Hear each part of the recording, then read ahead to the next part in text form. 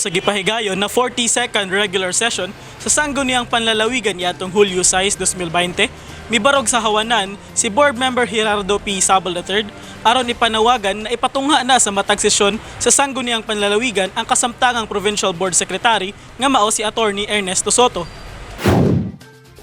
Sa iyahang privilege speech, gibutyag ni Board Member Sabal nga dili angayan pang itugot ang padayon nga dili pagtunga sa sekretaryo sa mga sesyon sa sangguniang panlalawigan. Gipunto ni Board Member Sabal nga ang nagunang administratibong gimbuhaton sa sekretaryo mao ang mga responsibilidad niini sa konseho lakip na gayud ang kanunay na pagtunga sa mga sesyon. Kini nga panawagan sa mayorya nagtumo nga wagtangon ang mga kagubot o kalibog nga giatubang o giagian karon sulod sa hawanan sa sangguniang panlalawigan bunga sa dili pagtunga ni Attorney Soto.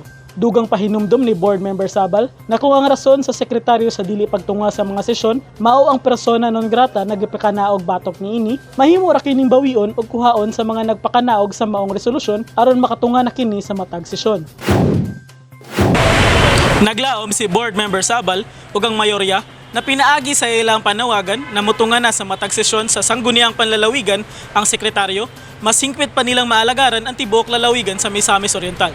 Ako si Lambo Jobson Patlunag, alang sa limpyo ug matarong nga panggobyerno, padayon Pilipino.